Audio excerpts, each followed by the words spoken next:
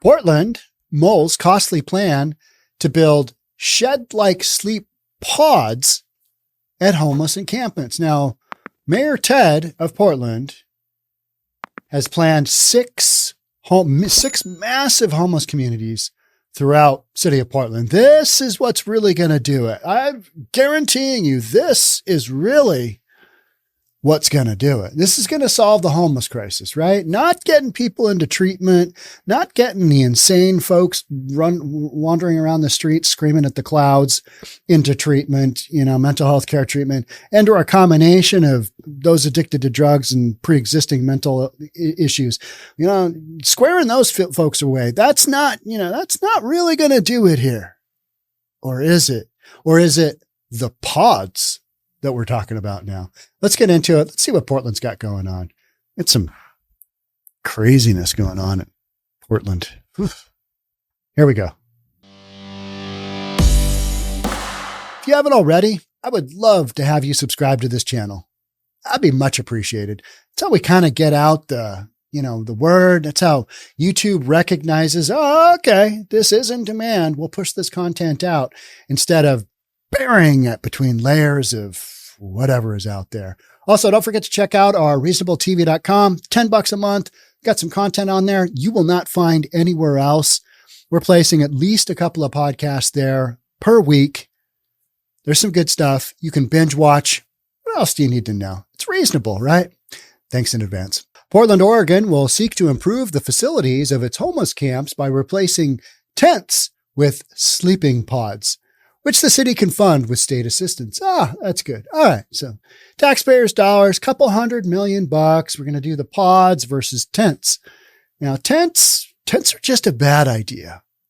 They're a bad idea. They're a bad idea for everybody but those who are literally traveling into a mountain situation and need a lightweight sleeping arrangement that can protect them from whatever elements they've got going on.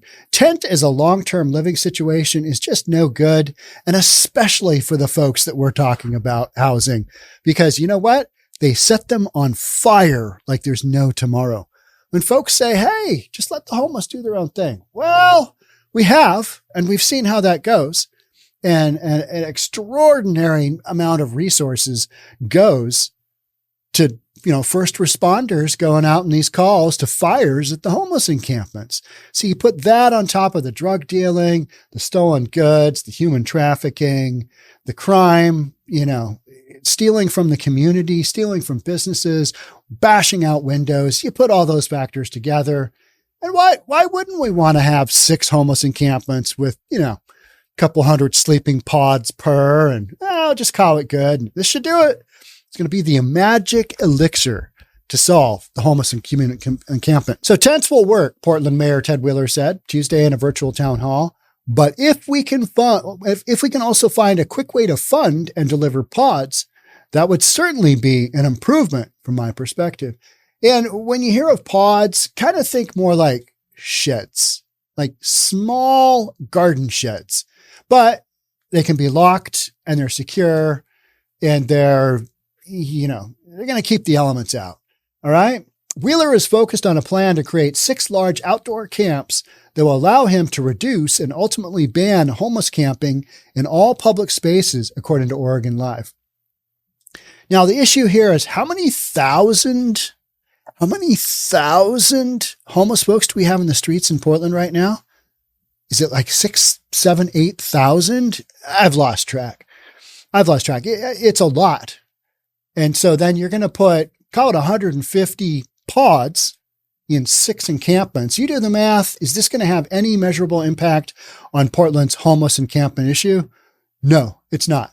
None. So how did this come about? How did this shift from tents to pods, sheds come about? Well, Oregon Governor Tina Kotek warned that the city's camps would not qualify for any of the program funding available in the $200 million emergency homelessness and housing spending plan, as tents do not meet a number of habitability requirements the governor outlined. So it comes down to, you got to be able to lock the door, hard wall surfaces, roof, just barely meeting the minimum for what we're talking about. And the real kicker here is funding. Got to be able to fund that bad boy. So if you put these other structures in, it boggles my mind. It boggles my mind that, we go down these roads of, if we just build enough housing, like magically all these folks that are on drugs that are committing all these acts of crime and violence, lighting things on fire, if we just magically put them in some pods, sprinkled throughout the city in, 6 big encampments, if we just magically put them in some pods, that it's all going to go away. And then they're going to be able to enforce the no urban camping throughout Portland.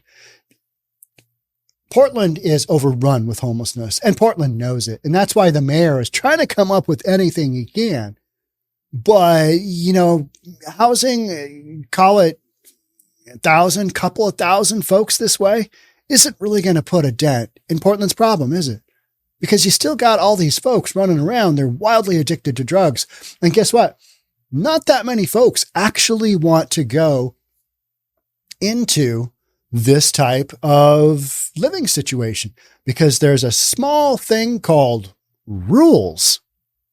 And oftentimes the folks living in the encampments do not want to follow any rules. And we know this from, if you're looking for somebody boots on the ground, Jonathan Cho is probably your best bet here in Seattle. Jonathan Cho is doing some great, he's from the Discover Institute. He's doing some great hands-on video. He just goes out there and mans up with a cell phone and gets in there and records what's really going on, to the point where activists see him and go, we don't want him here. Even though Jonathan gets the permission from the campers to tell their side of the story. But these activists, who are usually, they're large individuals. I mean, you wouldn't want to put these people in any kind of, cardio type event, because it would not go well. I'm not sure why that is, why they're such large individuals that oftentimes are protecting the homeless. It makes no sense to me. But it's like, what's wrong with you guys? Did you guys miss Zombie Lands? Hey, don't forget about cardio to run away from the zombies. I think you did. I think you went to the McDonald's instead, carbo loaded. Yeah, that's all I'm going to say there. But Jonathan Cho, that guy gets some footage. Spokesperson for the governor confirmed, though, that sleeping pods could qualify for county funding. Wheeler spokesperson Cody Bauman said the city is exploring the pods in addition to other options. We hope to have a role in deciding where these funds are directed, Bauman said. We will advocate that investments go towards the mayor's temporary alternative shelter sites if eligible. So the mayor's got a plan. Okay, he's got his plan. Now he's got to figure out how to fund the damn thing, right? Because he's like, I'm not really all that sure.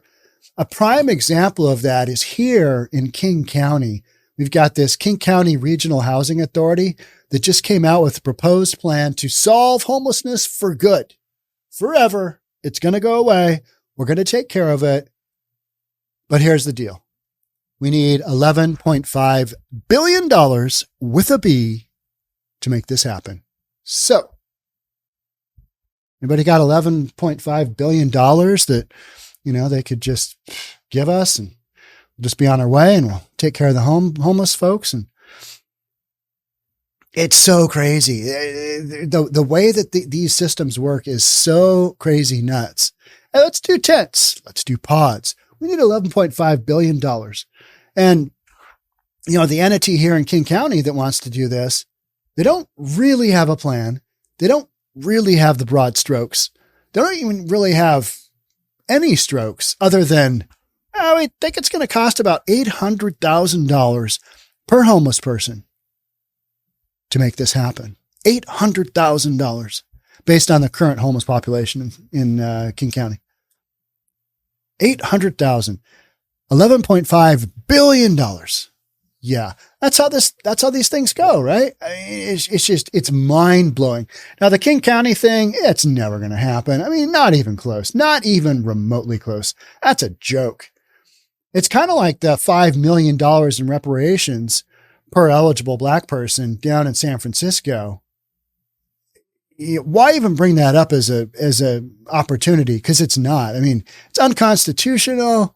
You got no way to finance it. I mean, it's just nutty. It's nutty to even bring it up. And yet people want to go down that road and get people's, hopes worked up. Hey, let's move to San Francisco. We might qualify. All right, let's do it.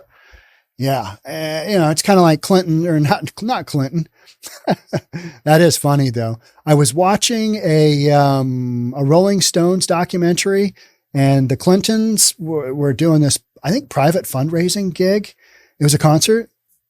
And so Bill Clinton and Hillary Clinton, and Bill Clinton was talking to, I think it was Keith Richards. You talk about an awkward deal. Although, Bill Clinton's decent on the sax. You know what I mean?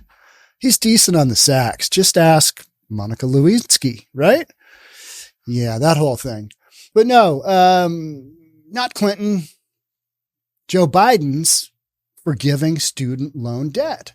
Hey, I'd love to, take 10 grand large off the top of each of your, money that you owe on student debt. But that little pesky thing with the Supreme Court just kind of keeps, quashing this plan. I'd help you out, but it's like the King County Regional Homeless Authority. Hey, we'd help you out, but we need $11.5 billion.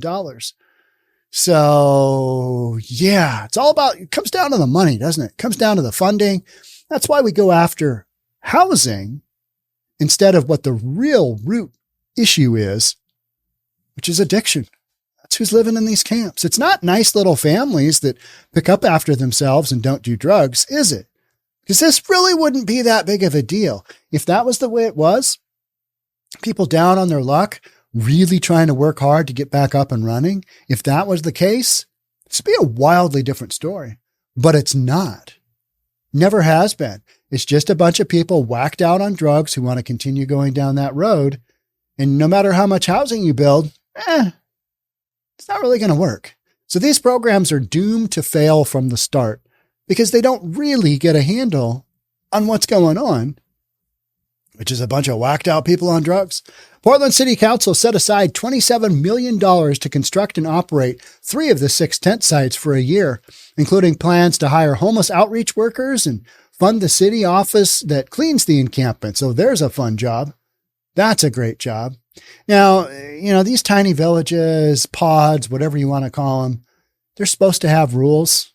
But from what I understand, the number of 911 calls to these, somebody gets inside their little pod, whatever, they close it down.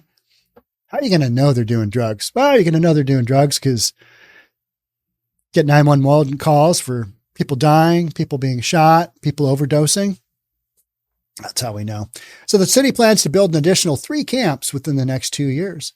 Los Angeles has opened a few of these tiny home villages, with the nonprofits behind the construction of one of the villages also involved in talks with Portland to build one there.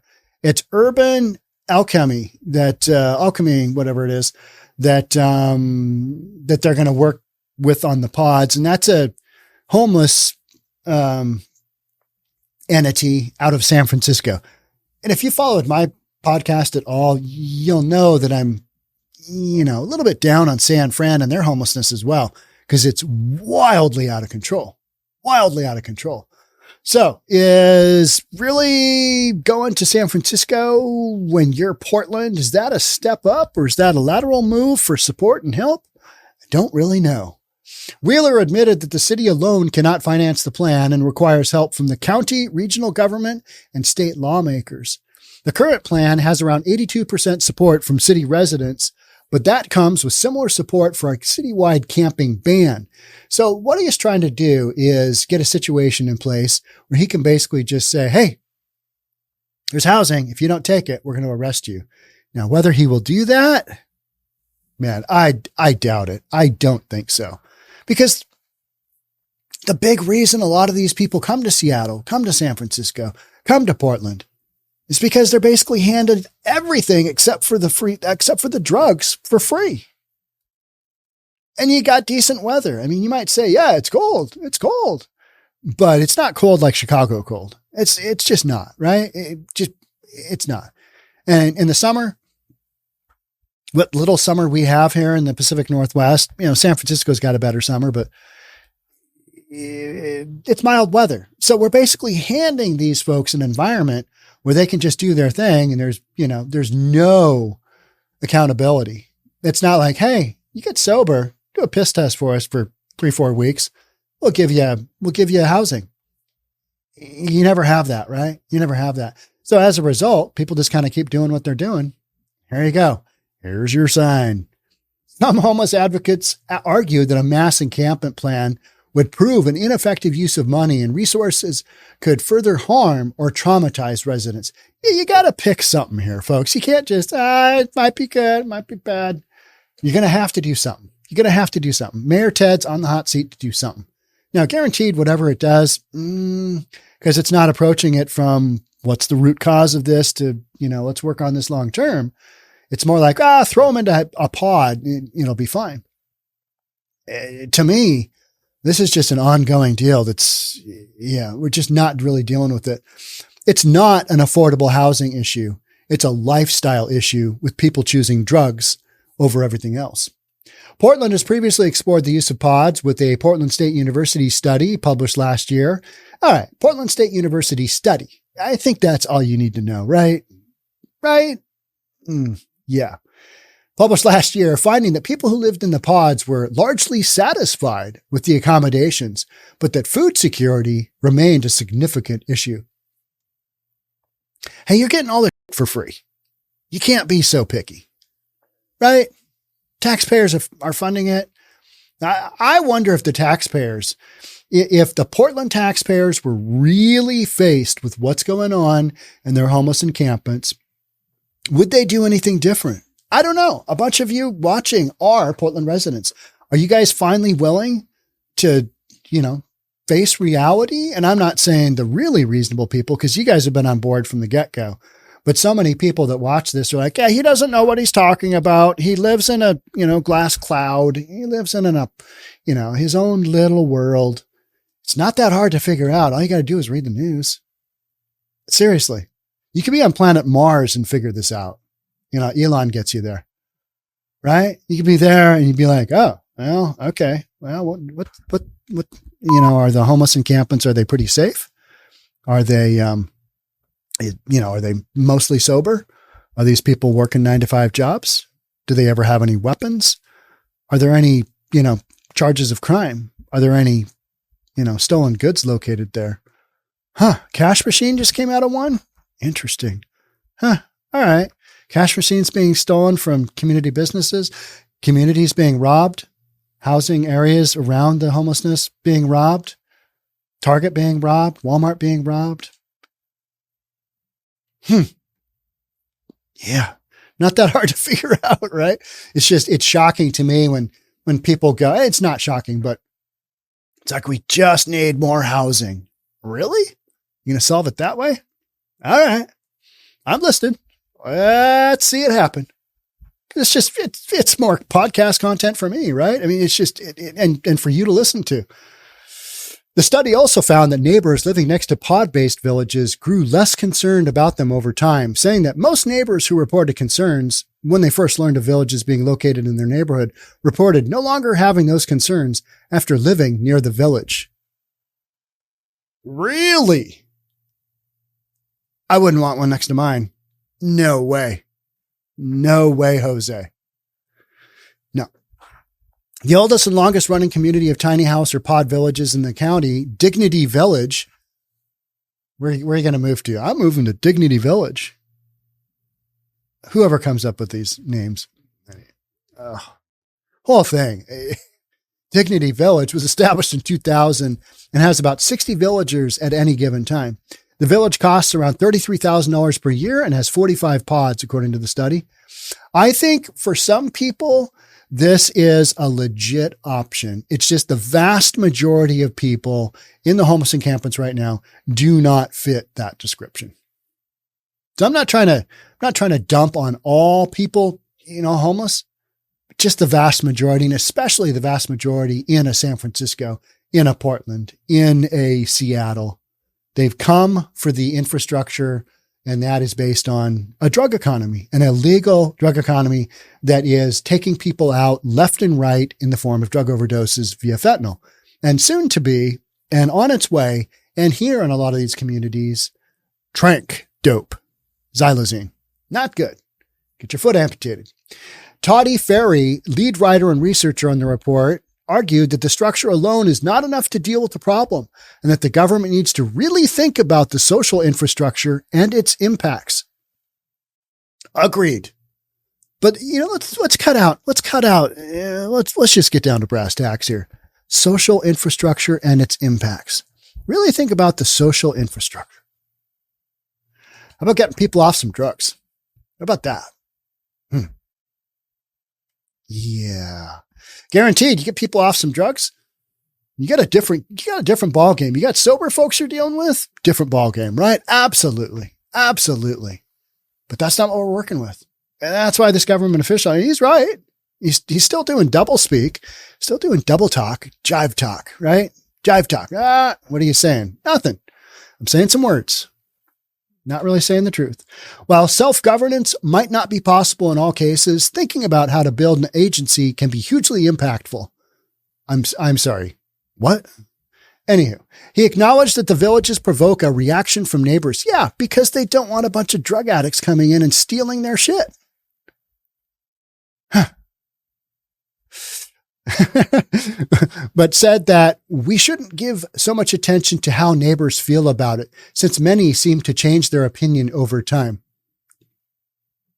I think people get so fed up that they either move out or they give up. And that's why they don't talk about it. Yeah. So here's an example right here, kind of looking at it, what these pod structures look like. They're tiny homes. They get people out of the elements. Yes. We've got a bunch of them here in Seattle. I think they're viable, but I think, long term, you got to work on getting these people the help that they need. And it's not just the structure, the type of structure, whether it's tent, whether it's pod, whether it's whatever, existing shelter. That's the real underlying work that needs to be done. And you hear this as a second, third, or fourth type thing that needs to go along with the housing. But you got to get these folks into some treatment. That's bottom line. You're dealing with drug addictions and with drugs out there that are wildly different than what we've seen in the past. And that's what I think a lot of folks aren't aware of and just don't know how damaging these drugs are. You got an epidemic. You got more people being killed here in Washington State right now from fentanyl overdose, including my son who died 4 weeks ago, than you do from COVID anymore, right? You've got a real epidemic happening. You got some massive numbers that are happening. And I think people, by the time they wake up, you'll have a couple 100,000 people, Americans each year pass away from drug overdoses. We had 107,000 last year. Why wouldn't that number continue to increase? Because we're not really doing, and Oregon is the last in the United States to provide treatment in its ability to provide treatment for people suffering from addictions.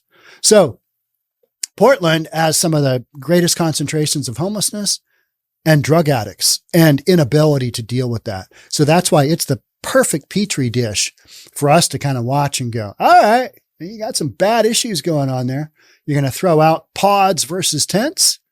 All right, I'll microwave up some popcorn. I'm willing to watch this, train wreck happen. Let's give it a whirl. Let's give the pods a whirl. See if, build a few hundred pods, see if it magically goes away. Not going to.